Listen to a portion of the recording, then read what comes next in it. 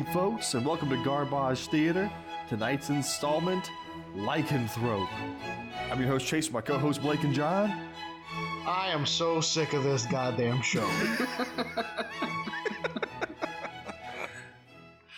Oh, gosh. Let's get this shit show on the road, shall we, gentlemen? Okay, now, I think we can all agree, Love on a Leash was by far the worst thing we've ever watched. Yeah. This, however, I have to say was, how do I put this? The most pointless thing we've ever watched? The most stupid thing we've ever watched? I didn't get what they were trying to do. Nothing happens in this movie. Yeah, very little happens. I don't know. I mean, who would have thought when you take Revenge of the Nerds and Police Academy and shove them together that nothing fucking happens? And make a horror movie, an environmentally conscious horror movie with a little seasoning of Predator in there. Oh god! Oh god! And then preaching to me the whole time about the goddamn ozone. Leave me alone. And something I never expected to happen at the end of this movie: a gag reel. If you even can call it that. The gag reel just padded the time. Movie was over at an hour 17. I was so thankful for the gag reel because I knew I could relax now. Well, the thing was, it was just okay. So, Skolnick fucking flubbed the line. Who gives a shit? It wasn't even a good gag reel. Well, there was no Jackie Chan's gag reels you want to see because that shit's crazy. Absolutely. This stuff is just cut, do it again. It's not really a gag reel. There was one cut where he just said the line and then they cut and he kind of looked at the camera and that was it. There's no gag in this reel. Oh my god. Oh man. Yeah. I can't say this was the most anything movie we've ever watched because, like I said, we've got Amazing Bulk and Love on a Leash under our belts. Yeah. Those are the most anything movies we've ever watched. Yeah. I'm just trying to think if there was any movie less eventful that we watched. Because I'm serious, nothing actually takes place in this movie between minute 3 and an hour 10. Yeah, I'm looking at the list here. I mean, Goonan. Goonan there was a lot of walking. Uneventful. A lot of traveling in slow motion in Goonan. Yeah. Yeah. I don't know. Look, and I'll be honest, there was a certain point in this movie where I just said, fuck it. And I just started skimming through it because I know that the points don't matter to me and I can't be punished anymore. Fuck it. Sitting at a whopping 4 points, yeah. Well, you only need 5 to catch up to John. I have 4? I thought I had less than that. No, because remember, you got most of the punishment questions right. Oh, yeah, that's right. Well, still, I don't give a fuck anymore. Blake's not in the lead, so he officially doesn't care. Even though he could still very much bounce back. It protects him emotionally. He doesn't have to get upset. I like it. Yeah, that's probably what it is. Yeah, it's just protecting myself. Coping mechanism. Okay, well, let's get into this thing. We open to a voiceover reciting the werewolf poem from Wolfman before a funky bass line drops in, complete with a guitar solo. Oh man, I want this music to play behind our entire conversation. This music was so out of place. Yeah, it was really weird. I wonder if Carl Winslow did it with only his mouth and they didn't use any instrument. Okay. Now I was going to save this for later, but let's just address it since you brought it up. If you're going to have Michael Winslow in the movie, Carl Winslow, and you're going to have him do his sound effects, have him do it more than 4 times. Because he did. Well, he was doing voices and stuff too, not just sound effects. He did it so infrequently that it just came off as strange. There's no other reason to have him in a movie than to make sound effects. Oh, no, absolutely. Like, so if you're not utilizing that every single take he's in it, I mean, what's the point? It made it seem as if it was just a normal actor that just randomly would do something stupid. Like you're watching a Liam Neeson like serious drama, and then all of a sudden he starts talking in a goofy accent for no reason whatsoever. Like it wasn't part of his character. It just. I think he did it all right. I mean, I think he did it just enough. Maybe too much. It was. It was like he's been in the movie for 2 minutes, and I'm already sick of him because he doesn't say anything for like the first 2 minutes. He just makes noises, and it's weird. Well, pressing onwards, the movie then informs us that we have a serious ozone problem. Time. Totally serious. My next line was time to get cereal. And then on this long shot of the sun, which transitions into nudity, John leapt up out of his seat. Dude. Yeah, it was weird that she was in my basement, too. Yeah, I was gonna say. There's several gratuitous shots of this woman's breasts as she's showering off with a rag in a shed. Yeah, we get we don't know where we are. It transitions from this close-up of the sun to it's like a match fade to like a flashlight that's illuminating this woman in some basement somewhere taking a sponge bath. Yeah, she's just wringing out a dirty rag over herself. There's no context. No clue why she was cleaning herself, considering that filthy shirt she put on. Like when she was done. That's her lab coat. Yeah, it's her dirty ass lab coat. She borrowed it from that dude in Fungicide. Yeah, his lab coat. So while she's taking this whore's bath in the back. So this facility has no shower? I guess it's in the Amazon. Quote unquote. So it's in the Amazon, but it's also like a bombed out like building with nothing in it, except for filthy shirts and titties. Yeah. While this is happening, a linebacker who seems to have lost his way into this movie stumbles about a dark hallway. The woman puts on her lab coat and glasses, so now we can take her seriously. Okay, wait. She puts her lab coat on over her nudity. Like, there's no... Yeah. All she's wearing is, like, white sneakers, underwear, a lab coat, and some glasses. I mean, and then she, like, heads back to the guy she's with, or whatever. Like, yeah. What is happening here? It's just scientists being scientists. It's just science stuff. So did the Revenge of the Nerds guy, did he like write this movie or is he just in it? He helped produce it, didn't he? Yeah. I don't know. Yeah, okay. He was listed as a producer. Yeah. The director wrote it. I'm wondering if they shot the whole movie and they're like, this movie doesn't have anything. He's like, well, in Revenge of the Nerds we added some titty shots, and like they went back and did it. I don't know if that's what happened. Could be. I mean, you never see that woman again, so it's quite possible. So already at this point, like the editing in this movie is so bad. It's like the Kuleshov effect is not even working. It's like hold on. What the fuck is that? Okay, the Kuleshov effect is like the reason that editing works. It's like it's the idea that viewers can find meaning between two juxtaposed images. It's jarring. Oh yeah, that didn't happen in here. It's jarring. Yes, exactly. It's a complete breakdown. And what's it called again? The Kuleshov effect. Kuleshov. It's named after the guy that discovered it. Got it. It's a little film history.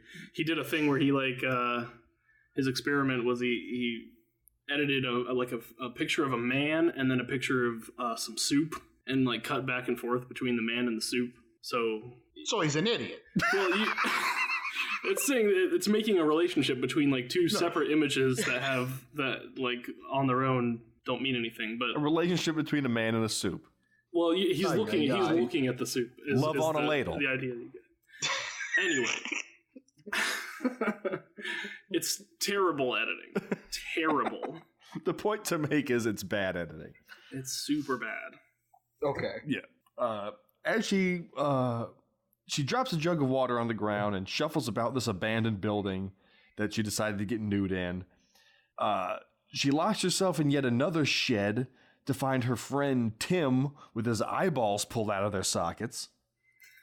The lost football player then slams his face into the mesh door and reaches for her as she screams into the night. Scene. Later, I wonder if her she shed's covered by insurance. Later, a private jet lands and drops off some nerds. Robert Carradine and Carl Winslow, according to John, are chauffeured in by an army grunt. He parks the Jeep, and, well, this is where I was wondering if Winslow was going to get through the movie without doing a sound effects thing, but here it is. He starts mimicking radio static to make the grunt think that his radio's on the fritz, and it's just like, oh, you rascal, and that's that. God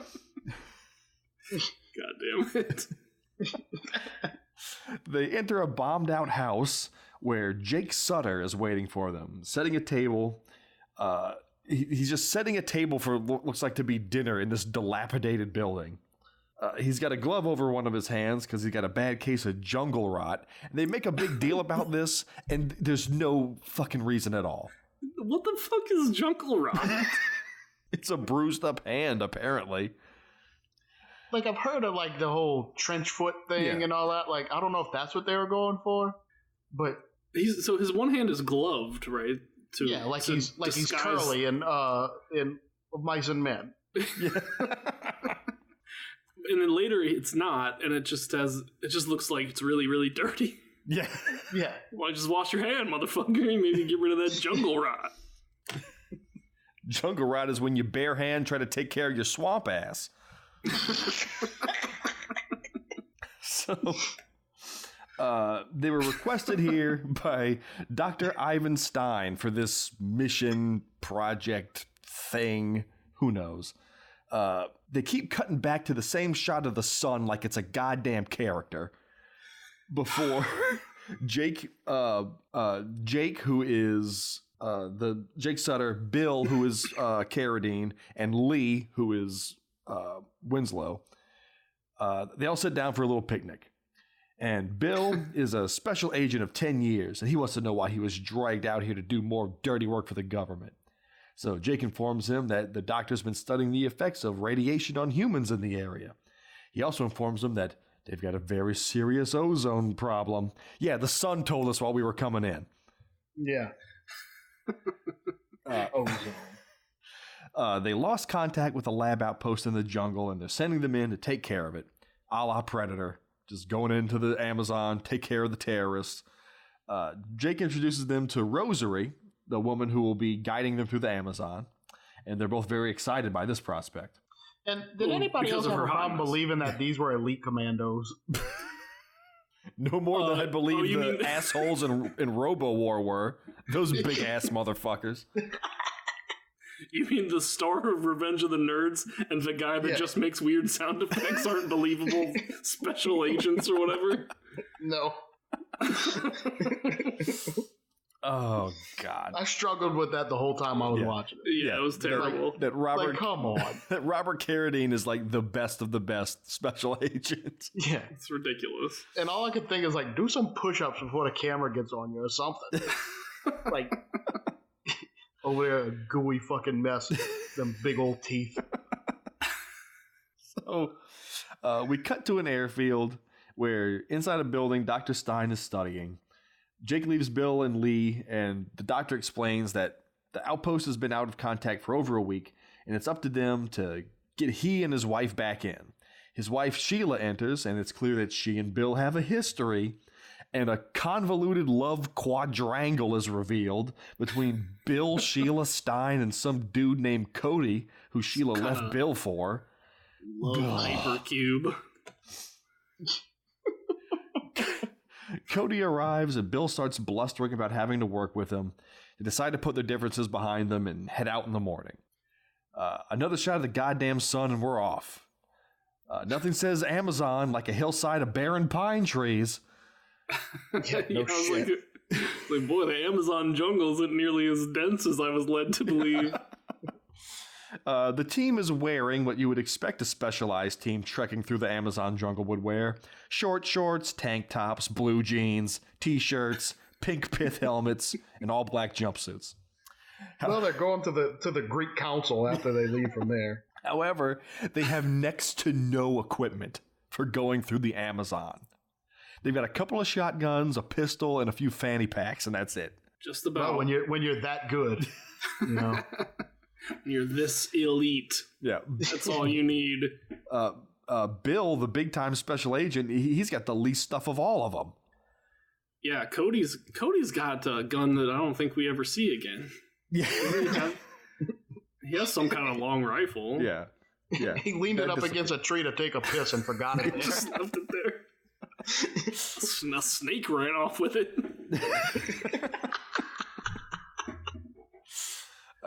So Stein explains to Bill as they're walking that he's studying the ozone's effects on causing lupus. What is it? Erythematosus chronic discoid. Okay, so I had to do some lupus research here. So okay, good. I was mad, but I don't really know the facts. So. Yeah, there's 4 kinds of lupus. There's systemic lupus erythematosus.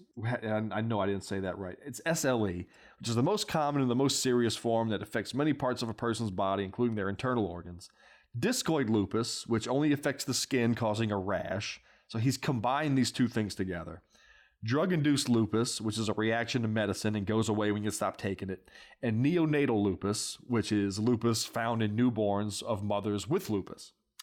So, sun exposure can cause lupus, that's factual, but it's not nearly as fatal as this clown is suggesting. While there's no cure for lupus, treatment's available, and 80 to 90% of people diagnosed with it live out their life without problem. So, okay. So it's not as bad as cherubism. Yeah. Not as bad as Triceratops' chin. Yeah. Now, so they picked this disease because it vaguely sounds like lupine or something dog related. It's called lupus because the rash that you get is on your nose and cheeks, and it resembles the markings on a wolf's face. That's true. Because later he calls it the mask of the wolf. That's entirely accurate. Okay. So wow, slippery bastards. I know. So the early days of Asylum right here. But next, this idiot claims that the weather patterns have predicted that within a year, the Amazon will be a desert, uninhabitable during daylight hours. A year. A year. Well, look. It's a fucking serial situation, man. This is the data that they need to secure so badly. That he's predicting that Amazon will be a desert within a year? Let's just say that the movie is full of bad science. Does this take place in like a near post-apocalyptic future? Or maybe old Carradine was just like, at the time, was like, I really need to get myself back out. They only know me as the nerd. So maybe if I take up a cause, what's popular right now? And the hole in the ozone was pretty big, and figured this will get me chicks. And it didn't. It did not. It didn't work. Instead, it got him hung in a closet in Thailand. That's his brother. Wait, wrong Carradine. Oh. I was later on. I was going to make another Carradine joke about that, but I didn't because I like Robert Carradine. Wait, you like Robert Carradine? Not Robert David Carradine. Excuse me. I like all the. I mean, I like all the Carradines except this one. This may be a stupid question, but are they related? Oh, I think so. Aren't they? Really? This is a damn good question. He does kind of resemble. Well, I want to say. I was going to say Robert got the shit end of the stick on the look spectrum. Then I want to say they were brothers, but I could be wrong. I don't know. Brothers? Why not? I don't know. David would be older. This out. Yeah, I don't know. Anyway, next he says that yesterday was 118 degrees Fahrenheit, and it's only going to get worse. The average temperature range of the Amazon jungle is 74 to 91 degrees on average. So ditch this. Holy shit, they're brothers. See, I told you. He looks like, what's the other one? John? David? There's David. There's a John, right? John Carradine? John. David, Keith, Christopher, Michael. Keith. I like Keith. He's my favorite Carradine. Even though I couldn't remember his fucking name. Keith is my favorite. No, Keith's awesome. He's awesome. Okay. Just know it, man. So it. Yeah, he's wildly off on how hot the Amazon jungle gets as well. Right. We watch the team go across a fallen tree for no reason whatsoever. No, absolutely no reason.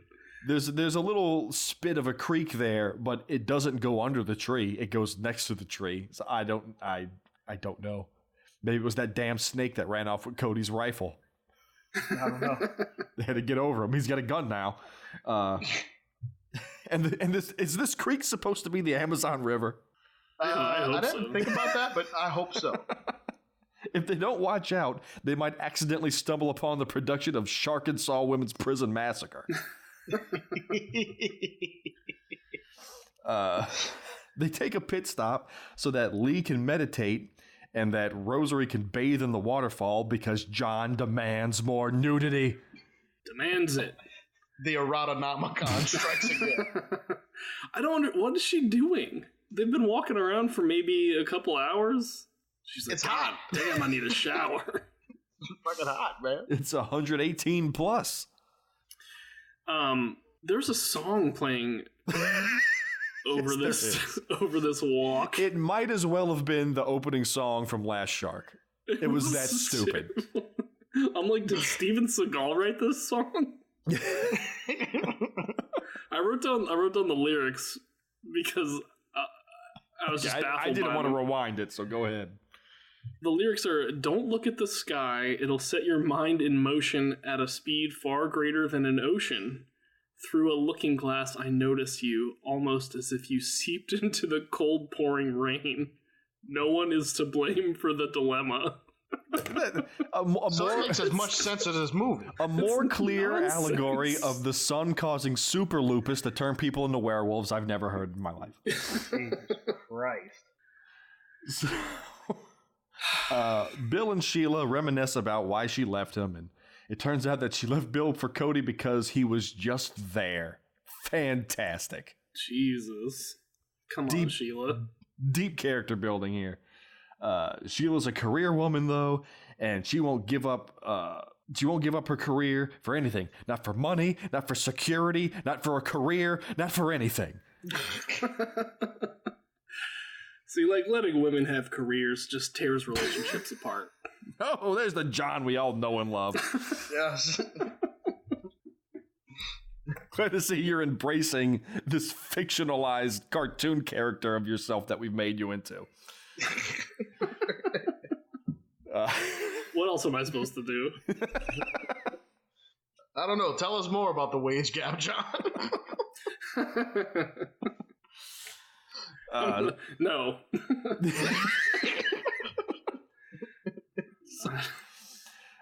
So she explains that her relationship with Cody only lasted for 3 months before she wound up leaving him too and got married to Ivan since he was in her field and also probably because he was just there. Seems to be her MO there. Yeah. She's got a kink for people who are just there.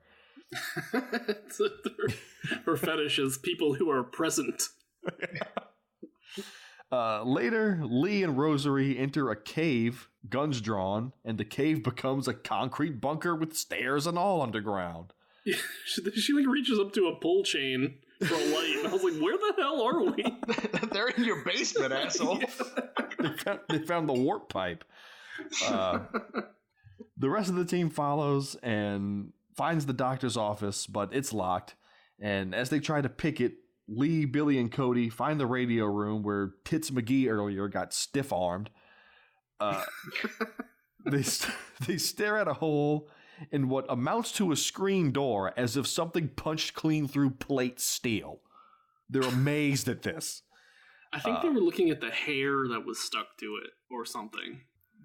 I guess. I don't know why that would blow their minds that way, but... Yeah. Lee finds the power generator and starts trying to get the lights back on. Stein picks the lock to his office, and he and the girls head in. Inside, they spot a body, and Sheila lets out a scream, causing Billy and Cody to rush back.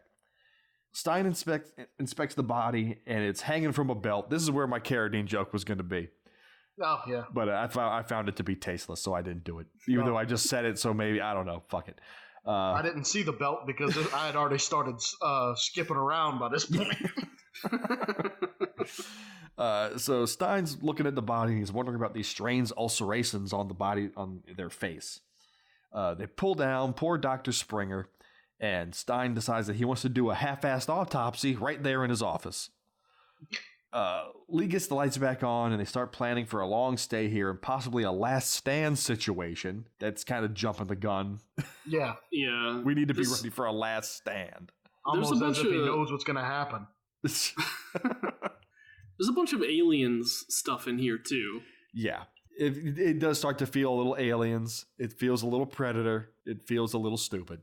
Well, they steal quotes from both of those movies, too, I think. Yeah. Well, I caught the Predator one. I didn't catch an alien one. Did you get an alien one? Well, there was one point where he's like, I forget the exact time, but he was like, 14 days or 4 days, we won't last 4 hours or something like that. I can't remember the exact line, but I was like, oh shit, that's aliens. So Rosary and Cody start searching for survivors, and they find blood all over the walls. Later, they start to sleep in shifts. Rosary hears growling and goes to investigate. As she searches, the linebacker from earlier reappears. I say he's a linebacker because he's a big guy in a football jersey, just wandering around in this completely out of place. Oh my god. Bill wakes up and grabs his pistol. Rosary sneaks around, and a boa constrictor comes out of nowhere and drops on her, but she's completely unfazed by this. She hears something and leaps around the corner to find Lee doing his Asian movie dub shtick thing that he's done in everything he's been in. They split up and keep searching. Rosary's walking around with her shotgun like it's one of those big-ass Steadicam mounted machine guns from Aliens. Yeah. She's got it down by like her knees. She's holding it by the handle and by like the tip of the barrel. It was really weird. And if she fires this thing, it's going to swing around and knock her on the back of the head. Probably so. Now I'm realizing at this point that I've hit the halfway mark of the movie, and absolutely nothing has transpired since the first 3 minutes. We keep getting shots of this lupus vision as Rosary searches around. Lupus vision. It's just warbly orange. That's it. Yeah, we're gonna get an email from somebody with lupus and be like, "Yeah, that's how everything works." Oh god. The movie got it exactly right. It's a terrible disease, and you keep making fun of it. Can't see shit. She opens up a locker, and a body slumps out. She screams, and the rest of the team come running. The body is supposed to have its face half torn off with its skull exposed. However, they opted just to paint the dude's face like a skull, like it's freaking Coco or something. I didn't feel like that was that bad of an effect. Come on, John. I'm serious. I mean, the dude has Misfits paint on his face. Maybe I was watching it on a small screen, so maybe that was the problem. Yeah. Bill orders Lee to turn on every light that they have. Screw saving energy. And he tells everyone to stay out of the dark sectors. Later, Billy's dark sector. Yeah. Later, Billy's grilling Stein that there's something dangerous down here with him. Stein doesn't want to believe him, though. Meanwhile, Lee gets the rest of the power on when something gets to drop on him, and he tells the thing off screen that he's going to shoot him if he can get his gun. Okay. Yeah.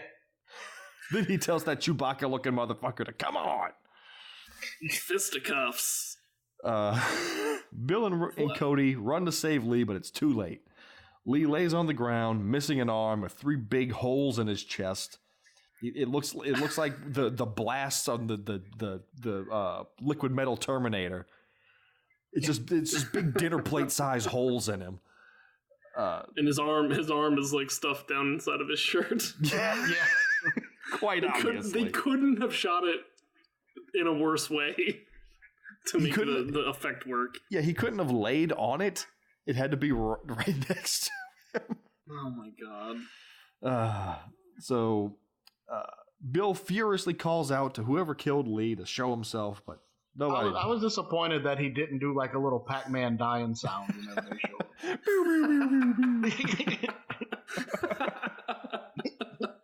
Honestly, that would have saved the movie for me. Yeah. That would have been incredible.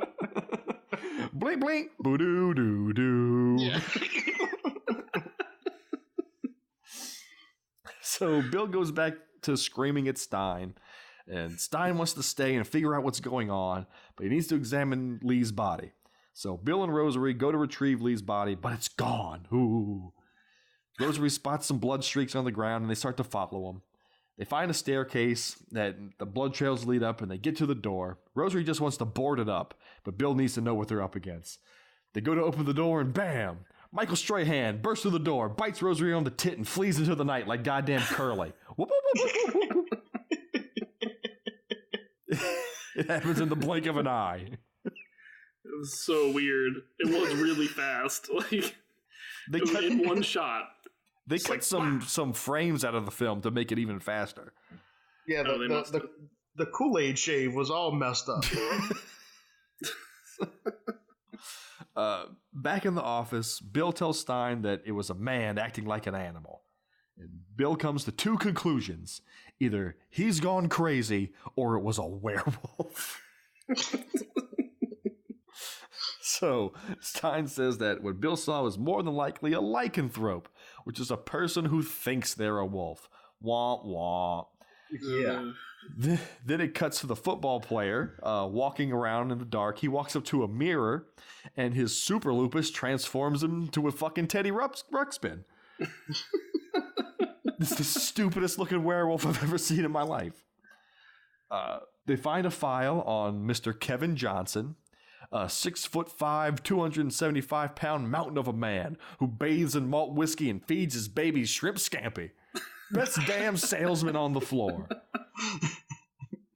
I'm just like, at this point, I can't believe that the villain is just a big football guy named Kevin who stayed out in the sun too long. That's what it's boiled down to. Yeah. It's greatly disappointing. It's Kevin. It's Kevin. Oh, man. So the team is all for killing Kevin, saying that he's already tracked and killed all of the banana splits. They all beg for their lives, except Flegel. Stein, however, wants to capture him alive for study and says that killing him is completely out of the question. Later, Rosary is out and about with her wound bandaged up, and she's complaining that it's itchy. Cody shows off his silver bullets that he uses because his nickname's the Lone Ranger, conveniently. Oh, God. This guy just happens to have silver bullets because his name is the Lone Ranger, and the real Lone Ranger's horse is named Silver. It's like... And none of it matters because it's not a fucking werewolf. It doesn't matter. So, he gives her one of the bullets, but then she faints and passes out in his arms. They drop her off with Sheila and Dr. Stein as they argue about what to do about Kevin. Rosary wakes up and she starts worrying about her bite wound and saying that, a werewolf bit me. I'm going to turn into a werewolf. And Stein just launches into telling her that werewolves are real and she's turning into one and what the hell is happening. Hey, you got to calm these women down sometimes. Listen, you've been bit by a werewolf. Calm down. You've been bit by a werewolf. He says that she's just a simple native girl, and he can psychologically suggest that she's a werewolf, and then they can study her instead of Kevin. What? This guy, this movie makes the biggest, the mistake of doctor being like a catch-all term.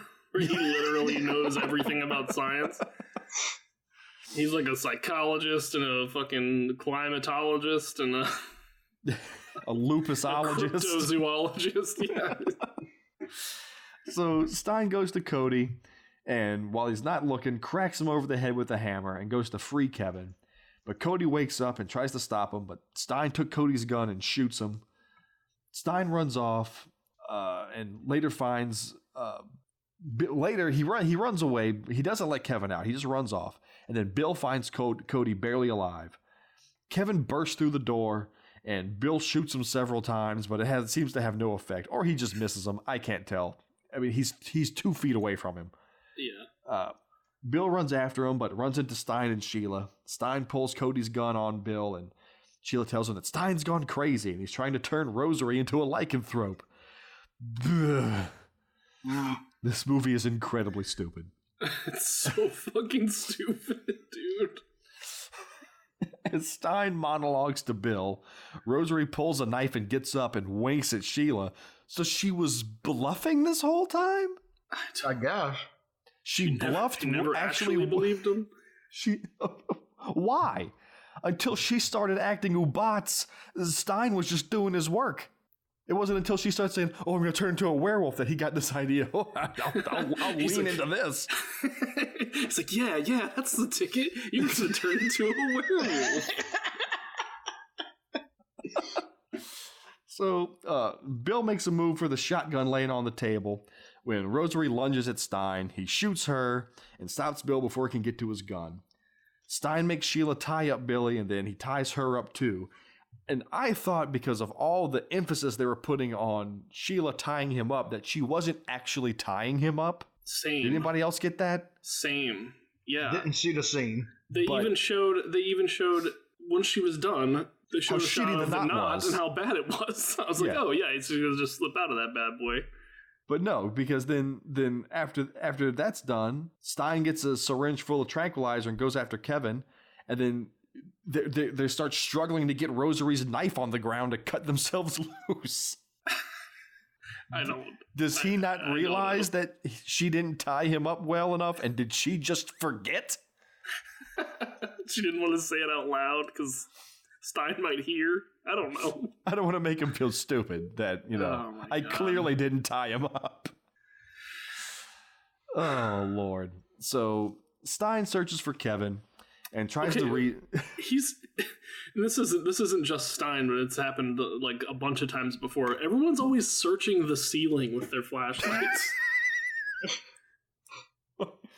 You know how nimble those cornerbacks are. Not just how nimble Kevin is. They're zipping around in the rafters all the time. They're like goddamn spider monkeys. Listen, you guys don't know Kevin. Yeah. Fucking Kevin. He's always balled up in some ceiling corner like a goddamn tarantula. So, Stein searches for Kevin, and as he's searching, he's trying to reason with him. Like calling out to him, say, "Oh, come on! Don't you want to be studied? Come on out, buddy." Sheila and Bill, now free, pick up the data and they head out. Stein's attacked by Kevin just as Bill and Sheila stumble upon them. Bill opens fire on Kevin, but he runs away, leaving Stein bleeding from a neck wound on the ground. "If it bleeds, I can kill it." God Boo! Damn it. You cannot Boo! do this. So what was they showed Stein's wound close up like 2 or 3 times. Yeah. What was I supposed to glean from this? He's hurt? Was it a weird wound or something? I don't know. He just had it looked like he shoved his thumb into his neck. It was just like he had a new butthole on his neck. You're supposed to feel the connection between the man and the wound by going back and forth. Yeah, through the Ramistan effect. Yeah, like the Kool-Aid shave.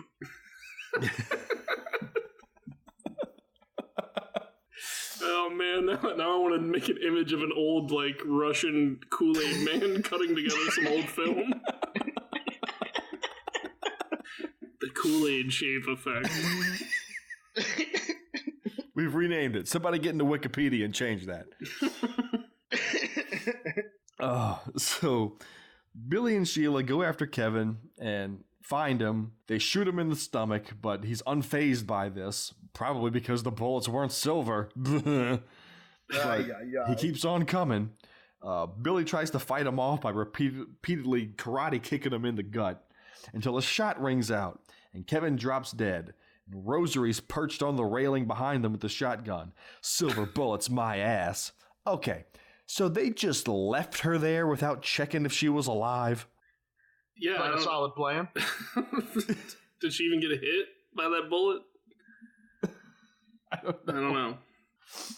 So it fades out. Later, we cut to Rosary wandering through the quote-unquote Amazon wilderness and wanders and wanders and wanders, and it just keeps going. There was about 15 minutes left in the movie, in the runtime, and I was like, is she just going to wander through the forest the rest of the movie? She finds a blue macaw that wants nothing to do with her. She then the macaw has a credit. Did you see that? Come on. The macaw is credited. It's credited in... Oh my god. Smurfy the macaw. His name was like Maui or something. Yeah. So she stops to lay out on a rock when... What the fuck is happening here? She starts picking away at the rock with a knife, and then suddenly she's set upon by the lupus vision again. Then there's all kinds of weird-ass animal noises, like super loud over the footage. She's running around, and it dissolves into her running through a hallway in a hospital gown. And then she wakes up in bed, in a hospital bed, with the doctor telling her that, she's been, having a nightmare.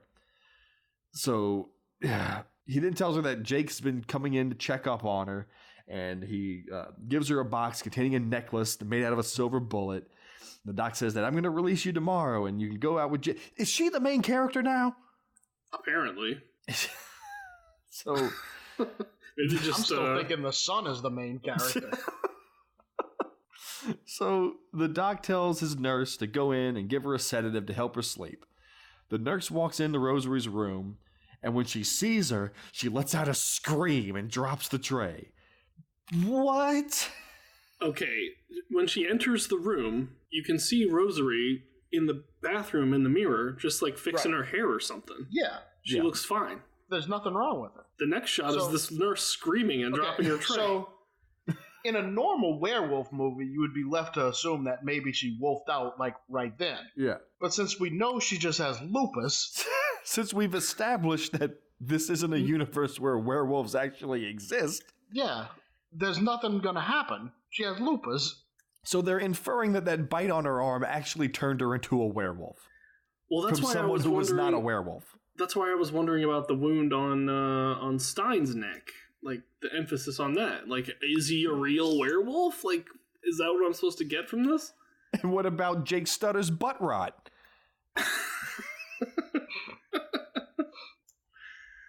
What about his butt rot? I thought that was going to come back into place. I thought it was going to be a subplot or something. Yeah. Then the movie just kind of ends, and the sun starts getting all preachy again about the goddamn ozone and the threat of lupus upon the American citizens. I immediately went and like bought it's 6 fucking communism cans of hairspray and started spraying it willy-nilly. Do they have CCFLs anymore? I went back to 1980 and bought some hairspray cans. Okay. Oh, man. And then, good Lord, the gag reel happens and kill me. Oh, God. Christ. I saw two of the quote-unquote gags, and I turned it off. I was done. And that's it. That was the movie. A shorter episode than usual, folks, but there was nothing to this fucking thing. There really wasn't. Every set was an empty room with no furniture and no nothing. There was nothing to look at to freaking talk about. You know, they could have put a poster of a skeleton riding a Harley somewhere. Give me something I can use. I have exactly 5 questions, and that's it. I mean, some kind of set design. And at the very least, there's literally empty rooms. It was all filmed in a basement. I mean, everything about it looks like a basement. Terrible. Yeah. Okay. Let's get the questions out of the way now. Okay. As everyone, just as a reminder, where we stand right now with yours truly in first place with 14 points. John in second. Out of here. John in second with 9, a respectable 9. And Blake in third with a down but not yet out 4. Oh, it's over. So here are my 5 questions for Lycanthrope. Everybody ready? Yep. Mm-hmm. Question number 1. In the very beginning of the movie, there's a message from the director about how much a certain teacher influenced him and about how much he misses him. Who was the teacher?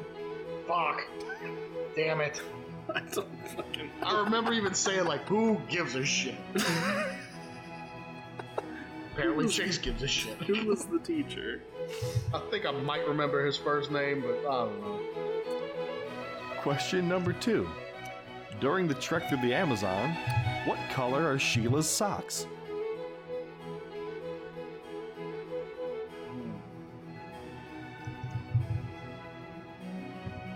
Question number 3. Right before he's killed by the quote-unquote werewolf, and Lee's putting the power back on, he has 3 strips of electrical tape on his arm. What color is the middle strip of tape? Come on. That's my Blake question of the night. I don't think you had much else to go on, though. I really can't I was searching. I got so happy when I saw those 3 strips of tape. Yeah, I mean, there really wasn't much else to talk about. Question number 4. What color is the big clunky flashlight that Dr. Klein is using throughout the movie? Stein, whatever its fucking name was. I don't give a shit. And finally, question number 5. At the end of the movie, where does the doctor suggest Rosary go to recuperate on vacation?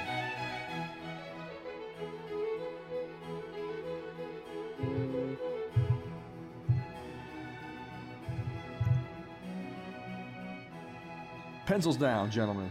Oh, man. All right, question number 1. Who is the teacher very much missed by the director? Was it Ben something or another? No. Albert Einstein. Nope. It was Paul Letter. Ah, yeah, old Paul Letter. What a gift to the profession Paul Letter is. Yeah. He spawned this movie.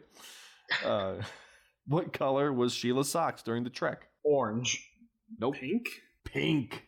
Yes. Question number 3. 3 strips of tape on Lee's arm. What color was the middle strip? Blue. Red? Red. Ooh. Shit. The top strip was black, the middle strip was red, the bottom strip was orange. What color was the flashlight? Green. Yellow? Green. Ah. Like that one. Yeah. And finally, where does the doctor suggest that Rosary go to recuperate after her trying time? Fort Lauderdale. Acapulco? Glorious Fort Lauderdale. No. Rio. Well, Fort Lauderdale is a Revenge of the Nerds 2 reference. Nice. It's where they had to vote no on 15. So, the new standings for John and Blake. John is now up to 11. Hell yeah. It's still a competition here.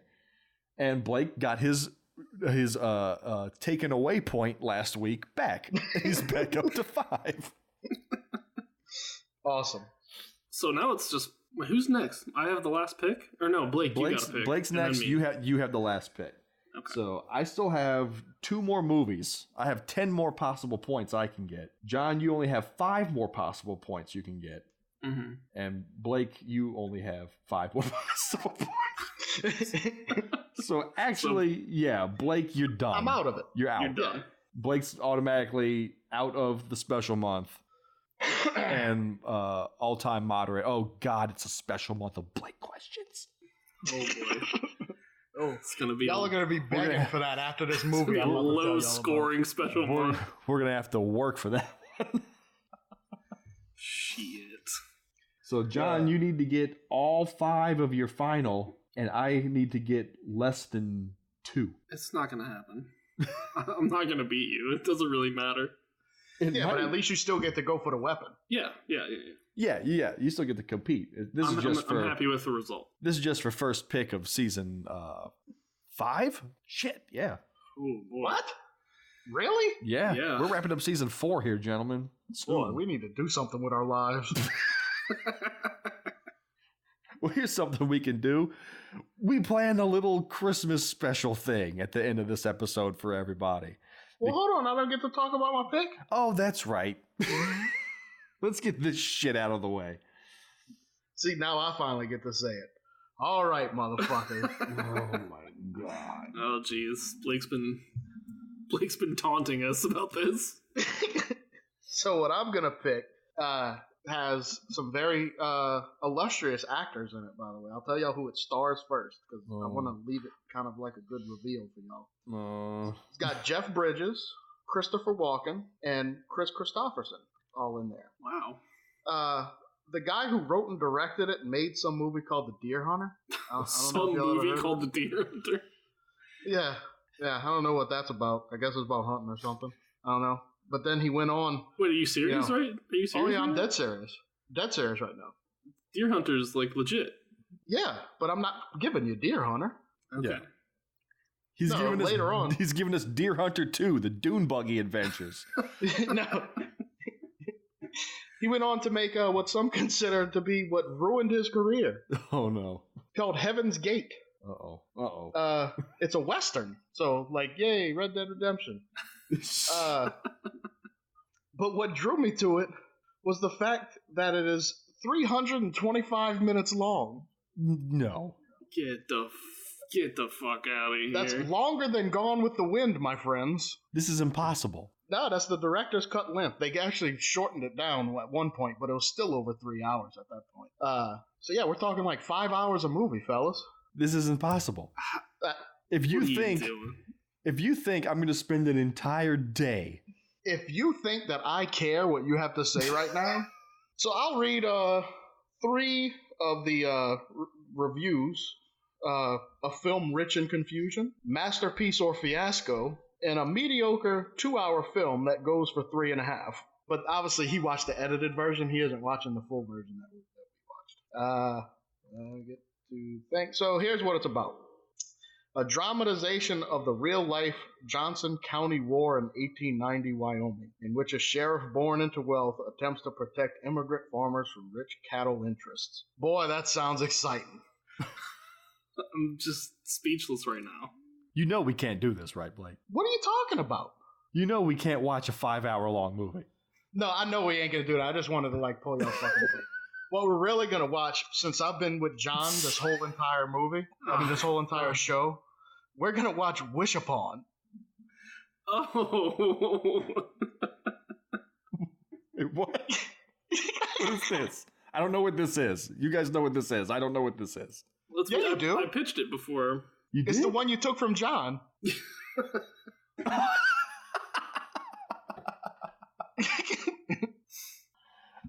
the woman being a slut for wontons. Oh my god. Y'all was scared though, wasn't y'all? I wasn't scared because we weren't going to fucking do it. There's no way I'm going to sit here and write what would end up being a 3-part episode. It takes me 4 hours to watch a 90-minute movie. Yeah. 325 minutes. Jesus Christ. Ooh, man. I mean, I don't care what you put on film. If it's 325 minutes, it's going to suck. You could have 3 hours and 25 minutes of nothing but water skiing squirrels and monkeys riding dogs like cowboys, and it will suck. Oh, Lord. Okay, so I guess if you want to know more about Wish Upon, go back to our, what episode was that? Chupacabra? I think it was only like the 3rd episode when you pulled out the fucking weapon. Yeah, what was your first pick, Blake? Because that was your episode of this season. Was it for Your Height Only? Yes, yeah. Go back and listen to the end of Your Height Only for John's breakdown of this movie before I shat all over it with the Sword of Van Damocles. And see, John, I told you I've been with you from the beginning. It's true. You did say that. It ain't that Neil Breen movie, though, motherfucker. No, fuck that. That ain't never happening. Oh my god, it's happening. The second one pops back up on Amazon. Oh man, because you all right, you got me on this one. You got me because you planted the seed early. It was like weeks ago. You were like, "I'm gonna find the longest movie I can find." There's the long con. Yeah. God, I gotta calm down. I just loved how quiet y'all got. I was trying to stave off a heart attack. I was just sitting here shaking my head, going, "Blake, you know I'm not going to allow this, right?" This dumb bastard. Oh God. Okay, so we'll be watching Wish Upon for Blake's final pick. Yes. John's first pick, technically. I actually wanted, when John explained it, I wanted to watch it. I mean, it was funny you took it away and all, but I was like, I want to watch that. And I was going to pick it immediately for my next pick, but I decided to save it for my last. Yeah, there you go. Nice. I think this will be a good one. This will be a good episode. I think so too. Well, we'll take that little heartwarming moment and transition into our little Christmas special that we cobbled together at the 11th hour. Yes. It completely didn't even register in my brain that this episode would be going live right before Christmas Eve, and that maybe I should have picked a Christmas movie instead of this fucking thing. Well, you can make it into a Christmas movie. Yeah. I guess. Like it. The date was December 15th or something. I don't know. They all had rosy noses and cheeks like old Santa Claus. It was the Amazon. There's no snow. Yeah. So, we've got three little things that we put together. I've worked out a rendition of the 12 Days of Garbage Theater Christmas. Blake is going to have us all talk about our worst Christmas gift we've ever received. And we're also going to have an open discussion on casting the movie A Christmas Carol using nothing but characters from movies that we've watched. So, what should we hit first? Let's go in the order you just said it, I guess. Okay, so the 12 Days of Garbage Theater Christmas. I'm not going to sing it. Sorry, not happening. Oh. I'll talk it in a sing-songy manner, but that's all you're getting. All right, that's good enough. I'm fighting off a cold right now. That ain't gonna happen. So, the 12 Days of Garbage Theater Christmas. 12 budget actors, 11 cross-eyed snipers, 10 damn good questions, 9 sentient koi fish, 8 silent rip-offs, 7 Seagulls a groping, 6 slippery bastards, 5-headed sharks. That's the only acceptable one. This is the first one I wrote. 4 exploding wrestlers, Van Damme's dirty 3-way, wing's huge nipples, and Swamp Ape's full frontal nudity. Wow, that's awesome. Yay. Yeah, I'm good with that. Yeah. 5-headed sharks. My heart grew 3 sizes today. Okay, let's moving on to the worst Christmas present you've ever received. Yeah, Blake, I figured, since we watch terrible movies, well, it's always the worst movie ever seen and all that. I figured just talk about the worst gifts we ever got, So I'll start it out just because it always sticks in my mind. Usually I don't care about what somebody gives me as a gift. Because you gave me a gift, I really don't give a shit. You did me a solid, I'm not going to critique it. However... And I won't say any names because I don't want it to come back to bite me in the ass. But whenever I was probably 13 years old and, real into music and all that, I received a gas station CD titled Planet Funk. And I tried to listen to it, and that was it. Never listened to it again. It was like, what the fuck is this? I mean, me at that age, it was all freaking Ice Cube and Dr. Dre at that point. Yeah. And then to have Planet Funk dropped in my lap from the Circle K. Thanks. Jesus. Wow. Yeah. that actually jogged my memory on something that I got once. It wasn't one I was going to present, but somebody gave me the the soundtrack to the live-action Flintstones movie.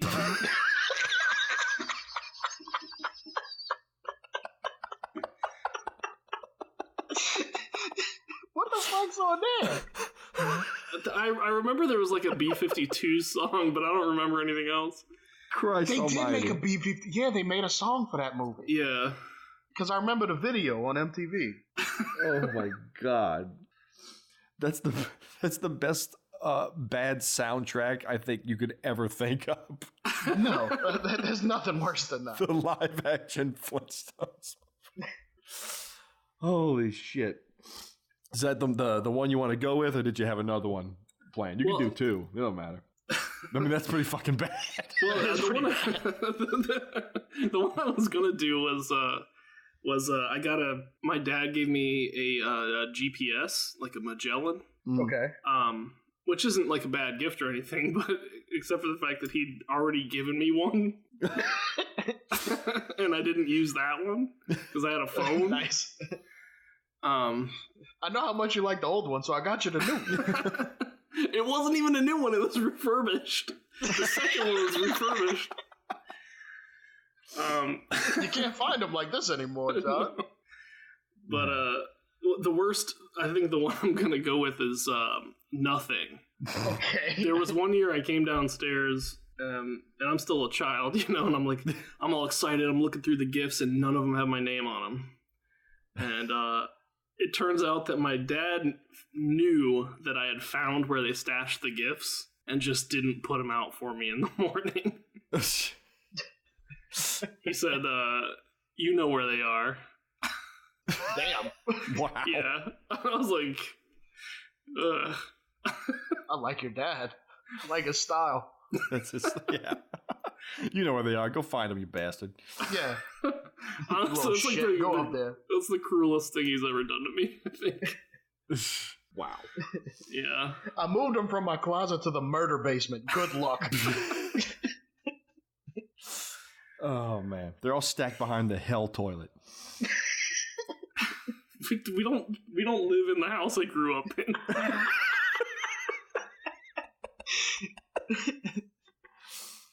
Oh, You're ruining man. the scene, John. Yeah.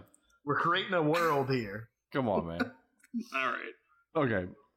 My turn. We're gonna do this one. We're gonna see how quickly Blake guesses what I'm getting at. Mine isn't so Did much. I give it to you? No. Okay. But you're gonna know. I've told this story many times. My pick isn't as much a gift that was like, oh man, you got me a crappy gift. It was something that I really desperately wanted, but it turned out not to be what it was advertised. It was herpes. No. Are you? So I want to say it was probably from my parents, if I had to make a guess.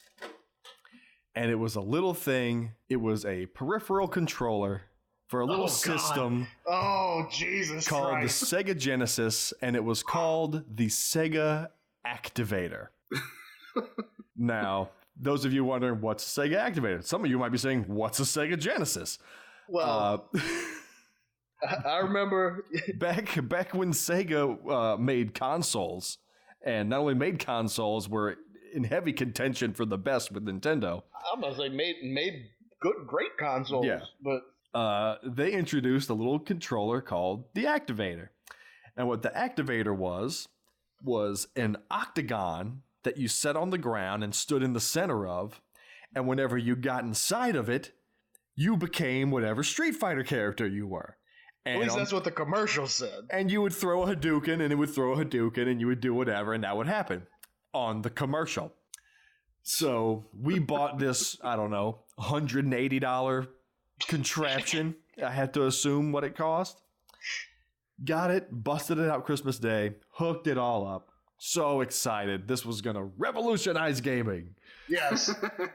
Booted up Street Fighter 2 Turbo and got in there. And what it actually does is each of the 8 segments has a little light thing on it, like the light gun, the zapper from the Nintendo. and it shoots a beam of light up. And whenever you break the beam, it inputs a controller button. So, and there's height. So there's a high and a low. So if you would break the forward thing on high, it would hit the A button. If you would break the right one on high, it'd be the B button. So imagine that. The low ones are all the D-pad and the high ones are all the buttons. And that's how you have to control this fucking monstrosity. That's impossible. It is impossible. So it's not so much as you pantomime a Hadouken and fucking Ryu and Ken does a Hadouken. No. No, you have a seizure and you hope have that to you have throw a fucking punch. tantrum in the middle of the thing. You look like you're doing the Ministry of Silly Walks thing. And that's how the thing operated. And I got it and I did it and I was immediately crushed. Yeah. Just devastated. But I stuck to my guns. I said, I'm going to figure this motherfucker out. And later, in one of my many trips down to Buras, Louisiana, to my grandmother's house with Blake came over, who, long story short, me and Blake have had a Street Fighter rivalry going back since the day. And continues to this day. To this day. In fact, when Blake gets his Switch for Christmas, we're about to dust that off in Smash Brothers Ultimate. Yep. But we got it up, and I set it all up. And he said, okay, you're going to play with that thing. I'm going to use a controller. Yeah. And I proceeded to be absolutely embarrassingly destroyed. To which Blake pulled no punches and said, that's the stupidest thing I've ever seen in my life. Mind you, we're like 10. Yeah. You know? But I remember Chase kept trying to sell me on it. And he no, man, you just gotta get used to it. This is stupid. I went home with it, packed it up in the box, and it went on a shelf in the laundry room, never to be touched again. But you know, I can't blame you because the commercial really made it. Like, I remember seeing the commercial and I was like, holy shit. Yeah. Like, because they showed clips from Street Fighter and Mortal Kombat, and I was thinking, you know, like high punch and low punch, and I'm just going to be able to throw punches, and that's not what it was. It's not what it was Very at much false all. advertising.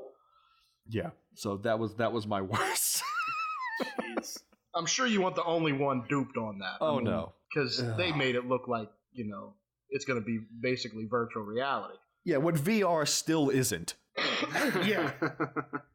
Yeah. Yeah. It's closer though. I mean, the Oh, it's a lot better than the Activator.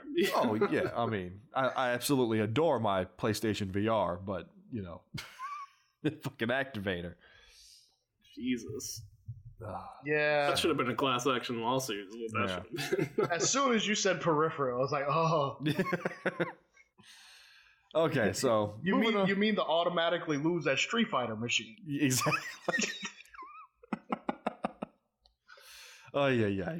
All right, so moving on to our final open discussion, we're going to cast A Christmas Carol with all garbage theater characters from the movies we've watched. Can I make a confession? Okay. I have never seen that movie. You don't read know the book. You don't know Christmas Carol. Like, I know what it's about. I know there's like 3 ghosts and shit. Like Christmas Present and Christmas Past and all. Like, but You've never watched and... Muppets Christmas Carol. No. You've never watched Scrooged. No. You say that no like you expect people to say no. No, I haven't. You never watched Muppets Christmas Carol? No, who would? There's a lot of things that everybody assumes that I've watched and I haven't. Like, I've never seen one thing of Monty Python. And don't care to.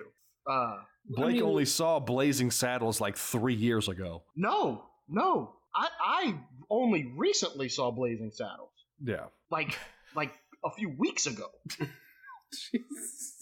Now, by the way, when I watched it, I was like, no, that's some funny shit right there. It's the best movie ever. It's the funniest movie ever freaking made. Come on. It's hilarious. Somebody's got to go back and get a shitload of dimes.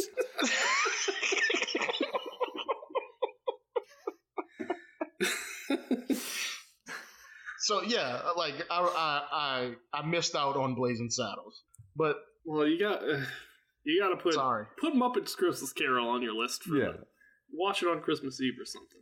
I like Muppets Take Manhattan when them rats are going around the griddle on the butter skate. It's like my favorite thing ever. And when that asshole throws a fish in a 3D movie. Oh my god. Okay, so all better things than A Christmas Carol. Do we have to explain A Christmas Carol now? No, I get it. Like the dude was an asshole. They showed him what Christmas would be like with and without him or whatever. I don't know.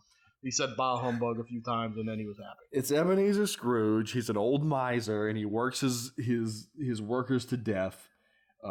Tiny Tim and his ukulele shall go wanting. Oh, that's where Tiny Tim comes from? Yes. Tiny Tim's the son of the crippled son of his poor employee. Yeah. Is Tiny Tim the please sir I want some more kid? It's Oliver Twist. It's a different Dickens. Oh, okay, got it. Then he's visited by the ghost of his old partner who died, who was an old miser like him too, and he's in the chains, and he's like, oh, it's terrible in the afterlife. You don't want to become like me. You got to change your ways, and you're going to be visited by 3 spirits. And Christmas Past comes, and he shows him that he didn't used to always be a dick back in the day. Okay. And Present comes, and he shows like all the misery that he's putting on all his family. And then Future comes and says, you're going to die old and alone, and everyone's going to hate you. And then he wakes up and he's like, oh, I can't be like this anymore. And he changes his ways and he gives money to people. And he's a good person from then on. Christmas Carol. Okay. Got it. Good to go. Boom. Christmas Carol. Boom. Okay. So I was just thinking, let's just hit the main ones. Scrooge, Bob Cratchit, the guy he works to death, his son, Tiny Tim, Jacob Marley, his old partner, and then the 3 ghosts. Okay. Yeah, that's about all I got to. Who? Okay, let's just start with the main kahuna here, Scrooge. Who you have for Scrooge? Sir Steven Seagal. In our pantheon. You're going to say Seagal for everybody. Because nobody ruins everybody else's life more than Steven Seagal. I kind of want to see A Christmas Carol starring Steven Seagal. He wouldn't change it. No, he would go through everything, and all the ghosts would say everything, and he'd be like, "No, I'm not changing anything. I'm staying how I am." And then they'd have to alter everything after he left. Christmas Past would show him all the women he groped, and he'd be like, "Yeah, I remember that. That was awesome." He's like, "You ghosts are right. I'm pretty great." Like, you're not listening at all. See, for Scrooge, for me, I was thinking I need another curmudgeon-y figure. So I picked the dad from No Retreat, No Surrender.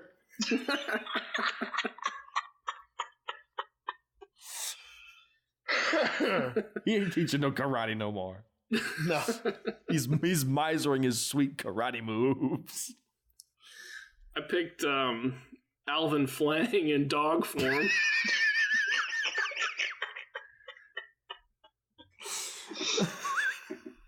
Alvin, god damn it. The dog version, he's a real jerk. Yeah, that's true. It's very true. Okay, Bob Cratchit. Who's Bob Cratchit? Bob Cratchit is the guy that works for Scrooge, that he works to death and he doesn't pay enough and he can't support his little crippled son, Tiny Tim. Okay, y'all go first because I need to think about that. Well, I had to think of another person who just gets walked all over and just has a horrible life. So I had to go with Keenan Ivory Wayans from Glimmer Man. That's pretty good. That is pretty good. I picked I was on a Love on a Leash kick. I picked a Ping from Love on a Leash. It's gonna wind up just being Love on a Leash, just a retelling of A Christmas Carol. Those are the only two. Those are the only two. I guess I'm gonna pick. Let's see, Red from Atlantic Rim or whatever. Please, dude, can I have some coal for the fire? And he'd explain to him how cold he was. And I'm over here like, brr, dude. I'm like, brr. And then I get the coal, I put it in the fire, it's like, rah.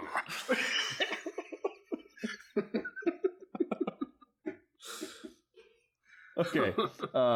Tiny Tim. Let's just get it out of the way. It's Wang Wang. Yes. I picked Wang Wang for a different one. Oh. For Tiny Tim, I picked the old disfigured man from Legend of Chupacabra.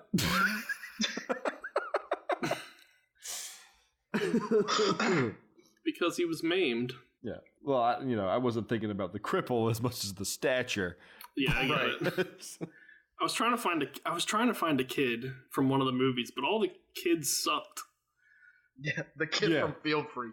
All the kids were little wieners and everything we've ever watched with kids. Yeah. Oh, man. Okay. So, Jacob Marley. Jacob Marley? Scrooge's old partner who comes to warn him in ghost form that he has to change his ways because the afterlife hasn't been kind to him. Okay. That's what I thought. Okay, I got that one. Christmas Past. No. He's just the guy that brings all the ghosts. Yeah, he's the guy that comes to warn him that the ghosts are coming. Okay, I gotta rethink that one. I said it should be Cameron Mitchell from Terror in Beverly Hills. That's good. I like it. There's 3 ghosts coming. Super ghosts. And somebody close that goddamn door. Stop shaking those goddamn chains. He'd be a good Scrooge too. Yeah. I picked Robert Zadar. Now follow me on this, because usually Marley is depicted as having that wrap around his head. Yeah, because he's from like a toothache or something. He's got a whole bed sheet wrapped around. And then Robert Zadar looks like his entire mouth is inflamed. So.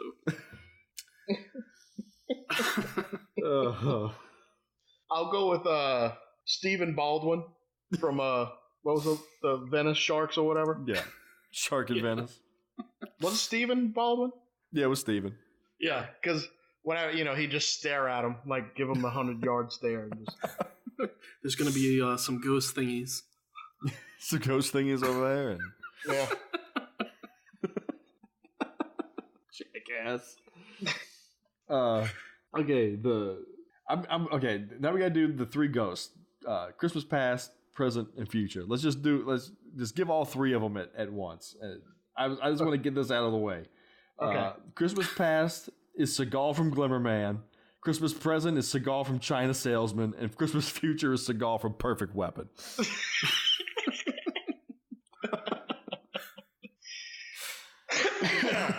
All right, I was gonna say Christmas Past is the dude in the picture on the sub in Rogue Strike. The Czar or whatever. Yeah. Christmas present is the shark from Last Shark. The dildo one. Yeah. And Christmas future is Graham Greene from Atlanta Crib. Because it'd be like, in the future, do they have flying cars? That's a damn good question. Wait, doesn't Scrooge ask Christmas future? It's like, is it too late? Can I change things? It's a damn good question. It's a damn good question. All right, John, close us out. A Christmas Past is Wang Wang. I originally had that because Christmas Past is supposed to be like a little boy, isn't it? Yeah. Yeah. Yeah, like a child. And I said, what am I doing? Tiny Tim is Wang Wang. Yeah. Christmas present, I picked the Amazing Bulk. Because he's like a big giant guy. Because he's giant. Okay. And Christmas future, I picked the samurai from Bloodbeat. Scrooge is like, I'm sorry, I didn't get that. I'm sorry, can you say that again? Your voice is kind of garbled. We should have picked, what was the chick's name that was tied to the samurai when she masturbated? I can't remember her name. I don't care that much about these movies. I commit them that much to memory. I can't remember her name. Susan or something. We'll call her Susan. Call her Susan. If she'd be like, Scrooge or something. Like, just killing people. I originally wanted the Ghost of Christmas Future to be the robot from Robo War. So whenever he goes, is it too late? Is there still a chance? He just goes, what? What? Please, spirit. What? Merry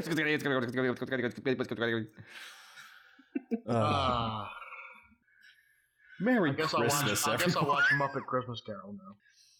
Watch that one. It's good. It's legit. Good. It's a good-ass movie, actually. It's like my favorite film adaptation of the story. Watch Scrooge. Scrooge is good, too. Bill Murray. Yeah. Seems like a lot of effort. Seems like a lot of effort to watch a decent movie. Yeah. I gotta find it. Or you could just read the book. Oh, yeah, right. It's not even that long, really. It's like a novella. If it doesn't take place in Middle Earth, then I ain't reading about it. It's like the only books that I read. All right, let's recast A Christmas Carol with Lord of the Rings characters. Oh, we can do that shit right now. We're not. I'd be throwing characters that nobody knew what the hell I was talking about. Yeah. Fatty Bulger is the ghost of Christmas present. Shit. Blake will be busting out Similarian shit. Yeah. Yep. Okay. Well, that's it. We did our Christmas thing. We did our Christmas duty. Yeah. There. You have your Christmas special, everybody. Because I didn't time out our episodes right to do another Chestnuts Roasting on a Garbage Fire special month. So our special month is going to be like February. All movies with Easter references. I don't even know what to do. We're gonna do Mardi Gras. We'll come up with something. Oh yeah, because all those Mardi Gras movies. Watch Atlantic Rim. Atlantic Rim and Hard Target. Watch Hard Target too. Oh. Did you guys know Mystery Science Theater just did Atlantic Rim? They did. I texted you guys that and nobody said anything. I didn't see that tag. I'm gonna have to watch it. Because I started the new season because they did Mac and Me first, and that was fantastic. And then I saw Atlantic Rim was next, and I didn't have the heart to watch it again quite yet. So I will though eventually. But yeah. Oh yeah. Okay, so I'd like to thank everybody for listening. If you can drop us a review on iTunes, we would so very much appreciate that. Yeah, guys. Review us. On, guys. You can find us on Facebook at facebook.com/Garbage Theater, on Twitter at Garbage_Theater, and on Instagram at Garbage_Theater. If you have a desired movie pick, something that you would like to have us watch and suffer through, send it our way. We will watch it. Send it to any of our social channels or email us directly at garbagetheaterpodcast@gmail.com. What if a listener sends in Heaven's Gate? Well, I guess we'll just have to do an entire season on Heaven's Gate. Okay. No, just Heaven's Gate's off limits. Hey, you know what we could do? We could split it up and do a special month on Heaven's Gate. Nah. Hour one of Heaven's Gate in our ongoing series. Blech. So we will be watching Wish Upon. Yes. Starring someone from something. I can't remember. Ryan Felipe. Ryan Felipe. Why not? And he plays a saxophone. Because he's cool. Is it still up on Prime? Have we double checked this? I didn't do that much homework. It didn't go up that long ago. I think it probably is. It's probably still up. If not, I'm sure it's on YouTube. Yeah. So we'll be watching Wish Upon. Everyone have a Merry Christmas and a Happy Holidays, and we will see you next time.